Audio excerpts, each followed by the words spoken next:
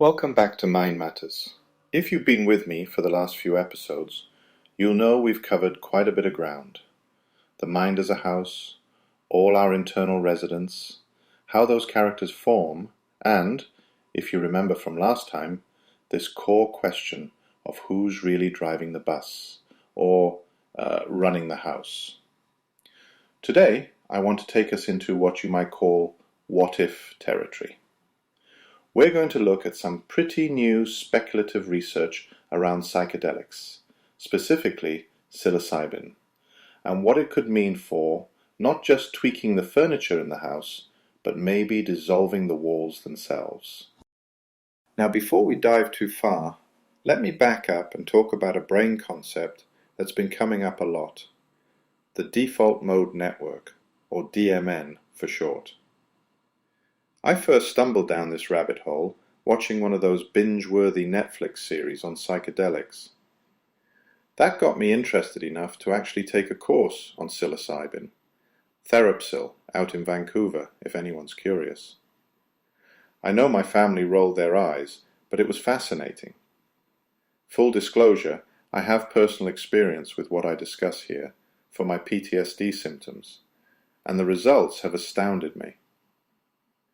So the DMN, it's a set of brain regions that gets active when we're not really working on an outside task. You know, those moments you're just staring out the window, mind wandering, reliving memories, lost in that familiar inner monologue. That's the DMN at work. For our house and residence framework, the DMN is kind of like the actual plumbing and walls, the infrastructure that keeps the whole thing standing and gives that sense of this is me, with a past, a story, all that jazz. It's the reason we don't wake up every day feeling like strangers inside our own skin. In a weird way, it's comforting. I still remember my early days here in Canada. Kelowna was nothing like Lagos, or even Vancouver.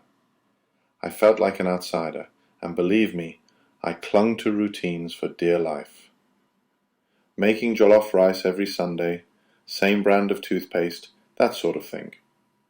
Not because I loved routine, but because those simple habits kept me anchored when everything else felt uncertain.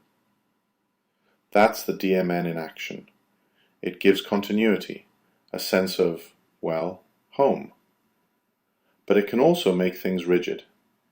Like, those habits turned into crutches, and I honestly struggled to try anything new. The things that keep the house safe, the routines, the walls, they can also keep the basement doors locked. Sometimes that's comforting. Sometimes, well, it keeps you stuck in patterns you wish you could change. So where does psilocybin fit into all this? Well, let's get into the science, as much as we can without too much jargon. What researchers are finding is that psilocybin, this compound you find in so-called magic mushrooms, throws the DMN into total disarray. Basically, all the separate groups in your brain that normally stick to their own territory start talking to each other. It's like if the DMN is a well-run neighborhood with everyone following the same schedule, psilocybin is the town fair that opens up all the backyards for a party. Suddenly, folks who never interact are sharing stories and making new connections. Scientists use metaphors like defragmenting a computer or hitting reset on the wiring. Instead of the same thoughts running the same tracks, new paths start to form, or at least they become possible. And two things are especially interesting about what comes out of the research. First, this thing called neuroplasticity kicks in. Your brain becomes temporarily more open to new connections. And sometimes, even after the party's over, the brain seems to hang on to some new shortcuts, new alliances. There have actually been studies showing that these changes in connectivity, not just the experience, but the underlying circuit patterns, can last for weeks after a single dose of psilocybin. Now, if we run with a house metaphor, because you know I can't resist. It's usually like all our psychological work is just moving the furniture around, hoping for better feng shui. But with psilocybin, it's as if the walls themselves can dissolve, just for a bit. The areas of your mind that are usually locked, especially those deep basements where the pre-verbal, early residents hide out, well, those doors might swing open. There's this concept researchers talk about, the therapeutic window.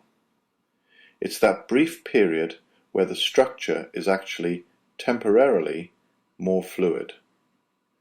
If you are hoping to get at some old, stuck patterns, or even rewrite some core part of yourself, that window might be the moment. At least, that's the theory. And I want to stress, it's still a theory. But you can see why people are paying attention. Now that gets us to a question. What really counts as change, psychologically? If we look at the research, and honestly, a lot of clinical experience, it seems there are at least 3 different things that might happen. First is compensatory change. That's like putting up new wallpaper or building a second-floor balcony, but your basement, the foundation, stays the same. And let's be real, most therapy or self-exploration probably lands here. You become better at managing, maybe you outgrow some habits, but the oldest stuff, the early residents, they're still in charge down underneath. The next level is way harder, and frankly, it might be what people are secretly hoping for with psychedelic therapy. This is foundational change. Those early basement residents shifting. The kind of change where you're not just building on top of old wounds, you're actually healing or remolding them, so the whole structure becomes more stable. Then there's a third, kind of radical possibility. Sometimes, rather than fixing the old foundation, the brain finds a way to build entirely new hallways. New neural pathways that just bypass the old trouble spots altogether. You're not negotiating with the old residents, you're sidestepping them, building new instead. All of this is where things get speculative, and I'd be lying if I said we have all the answers. The honest truth is, we don't know for sure if psilocybin really gives access to those basement residents, or if it just creates a convincing experience that feels like deep change, but maybe the foundations are untouched. We don't know which changes are here to stay and which fade away. And even more important, we don't know who should go through these experiences and who maybe shouldn't. Right now, this is the wild frontier. All promise, lots of mystery, and well, more questions than answers. I keep coming back to Yoruba wisdom. A house divided cannot stand. The conversation, the questions, the skepticism, even doubting your own framework, is probably the safest way forward. We need to keep the dialogue open, between the different parts of ourselves, between all these emerging scientific models, and especially between what we hope is true and what we're willing to admit we just don't know yet. That's where we'll leave things for today. I hope this gave you something to chew on, maybe unsettled you a little, or at least made the walls feel a bit more flexible. We'll keep exploring these questions in future episodes. Until next time, keep the conversation open.